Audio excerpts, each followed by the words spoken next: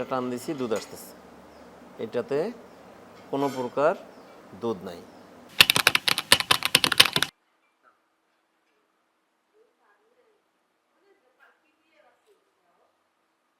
এটাতে কোনো প্রকার দুধ নাই।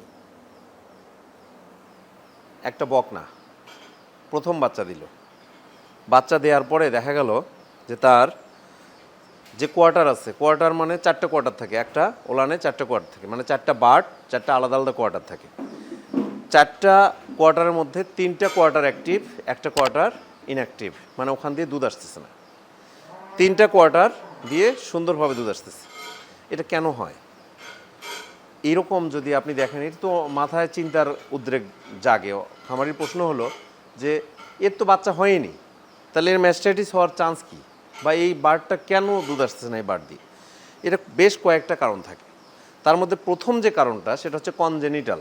জন্মগতভাবে যদি তার যে ওলানের কোয়ার্টারটা আছে এটা যদি অ্যাক্টিভ না থাকে, আবার টিট সিস্টার্ন যেটা আছে এটা যদি অ্যাক্টিভ না থাকে, তাহলেও কিন্তু দুধ নাও আসতে পারে জন্মগতভাবে। যেহেতু ফার্স্ট টাইম আমরা এটা জানি না, আমরা হয়তো জরায়ু পর্যন্ত চেক করে দেখতে পারি, কিন্তু বার্ডগুলোর মধ্যে 4টা বার্ডের মধ্যে 3টা অ্যাক্টিভ আছে, একটা অ্যাক্টিভ নেই, এটা আমরা কেমনে বুঝবো? এটা তো বোঝার কোনো উপায় নাই।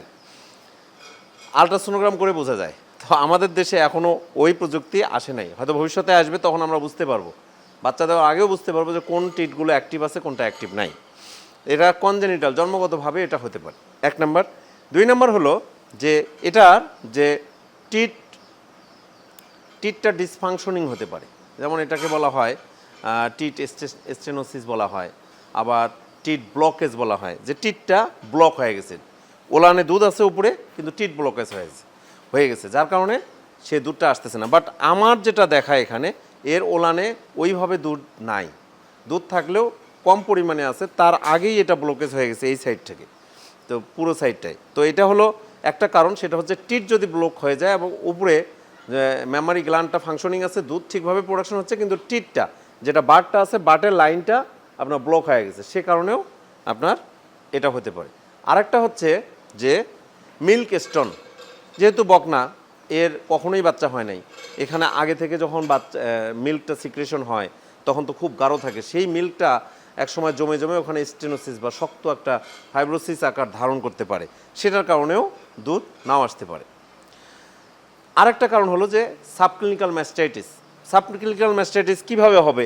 এ তো ওপেনই হয় না, হতে পারে ইনজুরি হতে পারে, যে তার কোনোভাবে হয়তো কোনো একটা বাছুর এসে তার ওই টিটটাকে সাক করছে, হ্যাঁ, সাক করে তাকে পেইন দিছে, এটাও একটা কারণ হতে পারে।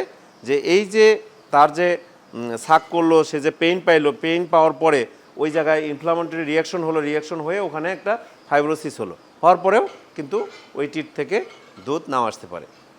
ফাইনালি হচ্ছে সাবক্লিনিক্যাল ম্যাস্টাইটিস, যেটা কথা বলছি, সাবক্লিনিক্যাল ম্যাস্টাইটিসের কারণে এটা হতে পারে। সাবক্লিনিক্যাল ম্যাস্টাইটিসের কারণে ওলানের যে ভিতরের যে একটা কোয়ার্টার আছে, ওই কোয়ার্টারটা পুরোটাই হয়তো ইনঅ্যাক্টিভেট হয়ে গেছে, পুরোটাই হয়তো ডিসফাংশনাল হয়ে গেছে, যার কারণে হয়তো সে এখন আডারটা যখন অ্যাক্টিভ হয়ে গেছে, আডারটা যখন ডেভেলপ হয়ে গেছে, আডারটা যখন ম্যাচিউর হয়ে গেছে, তখন আর ওটা মিল্ক লেট ডাউনটা আর হচ্ছে না।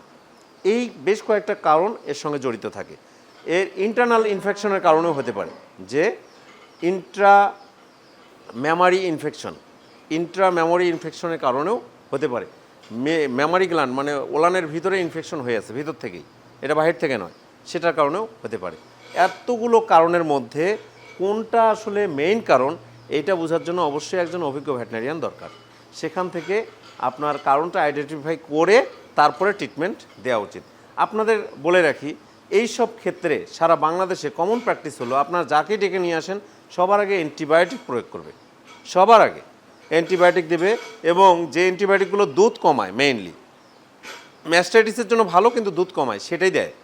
দেওয়ার ফলে কি হয়, এই বকনা প্রথম বাচ্চা দিল, প্রথম বাচ্চা দেওয়ার পরে তার ওলানে তো এমনি দুধই নাই, তারপর পুরো ওলানটাতেই আবার দুধ থাকতেছে না। একটা বাটে দুধ নাই, সেটা ভালো, যে তার একটা বাটে দুধ নাই মানে কি, এর 3টা বাট দিয়েও কিন্তু এর যে প্রোডাকশন আছে, টোটাল প্রোডাকশনটা কিন্তু আনা সম্ভব। কিন্তু যখন আপনার 4টে বাটেই ডিসফাংশনাল হয়ে যাবে, তখন তো আপনার প্রোডাকশন থাকবে না, আপনার এর প্রতি রুচিও কমে যাবে, বাচ্চাটার ভবিষ্যৎ খারাপ হয়ে যাবে। তাই সবার আগে অ্যান্টিবায়োটিক, এই সূত্রটা বাদ দিতে হবে, কারণ আইডেন্টিফাই করতে হবে আসলে তার ইনফেকশন আছে কিনা। আর সাবক্লিনিক্যাল ম্যাস্টাইটিস হলে তো আপনার ওই অ্যান্টিবায়োটিক দিয়েও কাজ নেই, লাভ হবে না, কারণ ওটা তো আগে থেকেই খারাপ হয়েই আছে।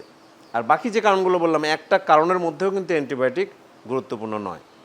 আর হরমোনের কারণে যদি হরমোনাল, অনেকে মনে করতে পারে যে হরমোন ডেফিসিয়েন্সি, তার কারণে একটু হরমোন দিই, হরমোন দিলে হয়তো হবে, তাহলে 3টা বার দিয়ে দুধ আসতেছে কীভাবে? হরমোনাল কারণও নয়।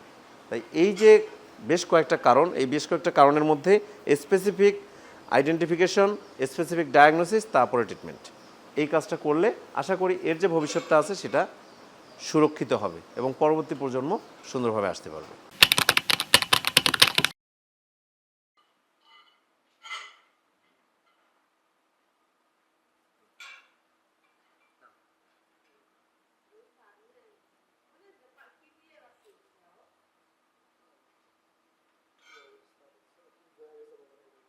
আসসালামু আলাইকুম। বকনা গরু বাচ্চা দিচ্ছে, বাচ্চা দেওয়ার পরে একটা বার দিয়ে দুধ আসতেছে না, একটা কেস আপনাদের সামনে উত্থাপন করেছিলাম কিছুদিন আগে। সেই গরুটার আমরা ক্লিনিক্যাল যে এক্সামিনেশন, সেই এক্সামিনেশন করেছি, করার পরে তার স্যাম্পল নিয়ে টেস্ট করেছি, টেস্ট করে তার একটা ট্রিটমেন্ট দিয়েছি আমরা। ট্রিটমেন্ট দেওয়ার আজকে প্রায় 2 দিন 48 ঘন্টা পরে সেটা অবজার্ভ করতে আসি আমি। এসে ওর টিট ব্লকেজ, টিটটা ব্লক হয়ে যাওয়ার কারণে, এটা অনেক সময় আমরা বলি টিট ব্লকেজ, টিট স্টেনোসিসও বলা হয়। স্টেনোসিসটা ভিন্ন, টিট ব্লকেজ এটা বলবো, যেটা হলো বা এটা হলো মিল্ক স্টোন বলা হয়। মিল্ক স্টোন মানে পার্চুরেশনের সময় যে ইয়াটা আসে, যে আমাদের কোলেস্ট্রামটা আসে, এটা অনেক ঘন। এই ঘন যে কোলেস্ট্রামটা আছে, এই কোলেস্ট্রামটা অনেক সময় এমনভাবে জমাট বেঁধে যায় যে এটা লাইনটাকে ক্লিয়ার করে না। তো সেরকম মিল্ক স্টোন এটাতে ছিল, আমি সেটা ক্লিয়ার করে দিলাম এবং যে ওর ভিতরে যে কোলেস্ট্রামগুলো ছিল সেই কোলেস্ট্রামটা বের করে দিলাম। তো এইটা বের করার পরে সে কিন্তু অনেকটাই আরাম পাচ্ছে। এবং এইটা আপনার শুরুতেই যদি আমরা করতাম, এই গরুটার যে অবস্থা ছিল শুরুতেই যদি এটা আমরা করতাম, তাহলে এটা খারাপের দিকে যেত। বাট এটার আগে অ্যাকচুয়াল যে কারণ, সে কারণটা আইডেন্টিফাই করে ট্রিটমেন্ট দেওয়ার পরে এখন আমরা যেহেতু তার ভিতরের যে জমে থাকা যে মিল্কগুলো ছিল, কোলেস্ট্রামগুলো ছিল, সেগুলো বের করে দিলাম। আশা করি এখন আস্তে আস্তে এই মিল্ক আসা শুরু করবে এবং এটা রিকভার হয়ে যাবে, এটা আশা করতেছি। এবং পরবর্তীতে এটার আপডেটটা আপনাদের আমরা দিতে পারবো। তবে যে বিষয়টা আমি আপনাদের বলতে চাই এই সব ক্ষেত্রে, যেহেতু বকনা, আমাদের মনের মধ্যে একটা প্রশ্ন আসেই যে বকনা গরুর আবার ম্যাস্টাইটিস হবে। ম্যাস্টাইটিস বলছি না আমি এখনও এটাকে, তো বকনা গরুর কি ম্যাস্টাইটিস হয়? এটা আমরা কিন্তু মনে করি যে ম্যাস্টাইটিস হওয়ার কোনো প্রকার সম্ভাবনা নাই। বাট আমার কথা হলো ম্যাস্টাইটিস হওয়ার সম্ভাবনা আছে। কিভাবে? এটা যদি ইন্টারনালি ইনফেক্টেড হয়ে যায় তাহলে কিন্তু ম্যাস্টাইটিস হওয়ার সম্ভাবনা আছে। বাট এই কেসটা ম্যাস্টাইটিসের কেস নয়। ম্যাস্টাইটিসের কেস হলে এটা এই 2 দিনে আরও খারাপ অবস্থায় যেত। যেহেতু আমার প্রিভিয়াস এক্সপিরিয়েন্স এবং আমার ল্যাব ডায়াগনোসিসের উপর বেস করে এটা ট্রিটমেন্ট করা, এবং এটার ক্ষেত্রে ওই ধরনের প্রবলেম হওয়ার কথা নয়, ম্যাস্টাইটিস এটা নয়। তো যারা বকনার ক্ষেত্রে, ম্যাক্সিমাম ক্ষেত্রে দেখবেন যে বকনা গরু বাচ্চা দিচ্ছে, দেওয়ার পরে 2টা বার বা 3টা বার দিয়ে দুধ আসতেছে না। সবার আগে আমরা কি করি? সবার আগেই ওইটাকে ওপেন করার জন্য চেষ্টা করি। যেই করুক, যাকেই আপনি ডাকেন না কেন, সে এসে আগে সবার আগে ওই টিট ক্যানেলটাকে ক্লিয়ার করার চেষ্টা করবে। কিন্তু ম্যানুয়ালি টিট ক্যানেল ক্লিয়ার করার আগে কেন এটা ব্লক হলো, এখানে তো অনেকগুলো হরমোন, অনেকগুলো ফিজিওলজি এখানে কাজ করে। হরমোন আছে, ব্লাডের নিজস্ব ফাংশন আছে, ব্লাডের ভিতরে যে ব্লাড সেলগুলো আছে তাদের ফাংশন আছে, আবার আডারের যে টিস্যুগুলো আছে তাদের ফাংশন আছে, টিটের যে টিস্যু আছে তারও ফাংশন আছে। সব ফাংশন কি বন্ধ হয়ে গেল? এরকম হওয়ার কথা নয়। আরেকটা বিষয় হলো যে এইসব ক্ষেত্রে হরমোনাল ইমব্যালেন্স হতে পারে, যেহেতু অক্সিটোসিনের লেভেল কম বেশি হতে পারে, যেহেতু তার আচরণগত ত্রুটি আছে, তাই আমরা মনে করছি যে তার হরমোনাল ইমব্যালেন্স থাকতে পারে। তো হরমোনাল ইমব্যালেন্স থাকলেও কিন্তু এর আগের ভিডিওতে আমি বলেছিলাম যে 3টা বার দিয়ে দুধ আসতেছে, 1টা বার দিয়ে কেন নয়।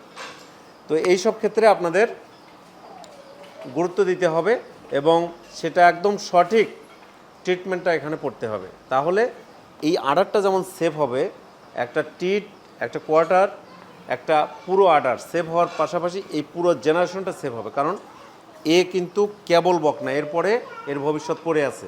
এর ভবিষ্যৎটা যেন সিকিউর করা যায়, তার জন্য সিকিউর ট্রিটমেন্টটা কিন্তু অবশ্যই জরুরি।